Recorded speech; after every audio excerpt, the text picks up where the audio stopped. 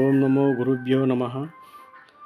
ఓం శ్రీ శ్రీ శ్రీ ఆదిత్యపర శ్రీ మాతా గురూజీకి జై.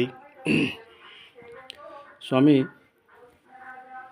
మీరు ఒక కారణ జన్మ రూపంన జన్మించి ఉండొచ్చేమో. అందుకే ఈ కలియుగంలో అక్కడ అమ్మవారి పీఠాన్ని స్థాపించడం మహా గొప్ప యజ్ఞమని నా మనసుకు బాగా నచ్చినది. మరియు అట్లాగే మీ దగ్గరికి రావాలని, మీ దర్శన భాగ్యము కలగాలని మేము మనస్ఫూర్తిగా కోరుకుంటున్నాము. రాబో కాలంలో అతి తొందరగాలో మీ దగ్గరికి నేను కంపల్సరీ మీ దర్శన భాగ్యముకై వస్తాను.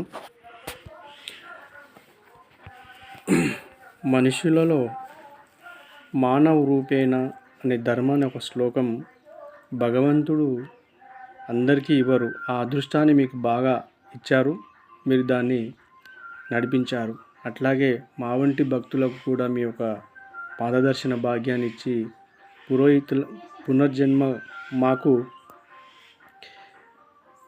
మీ యొక్క తీర్థప్రసాదాన్ని వసుకోమని కోరుచు మీకోసం ఒక శ్లోకాన్ని ఇక్కడ ఆ నరసింహస్వామి ఎట్లా అనుచున్నారంటే, ఆదినారాయణయనచు నాల్కతో పలుక నెర్పరివారి పాదములకు సాష్టాంగముగా నమస్కారణ మార్పణ చేసి ప్రస్తుతించదనయ్య భౌవిధంబులా ధరణిలో గురులెంత గుడ్డివారైనను.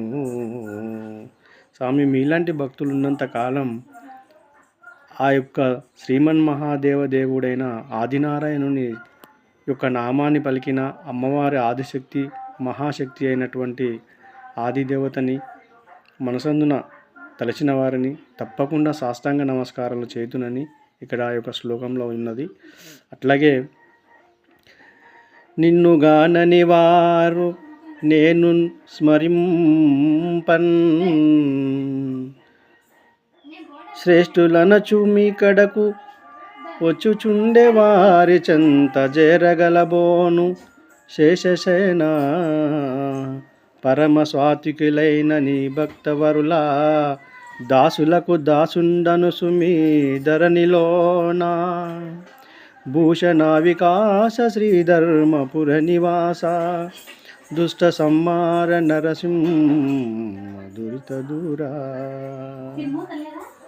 ఆ శ్లోకము పూర్తి కందార్థం నేను కొంచెం చదివాను స్వామి. అట్లాగే మీ దగ్గరికి రావాలన్నా భక్తులు వస్తారు, మంచి వాళ్ళు వస్తారు, చెడ్డ వాళ్ళు వస్తారు, వాళ్ళ కోరికలు నెరవేర్చుకోవడానికి ఎందరో వస్తుంటారు.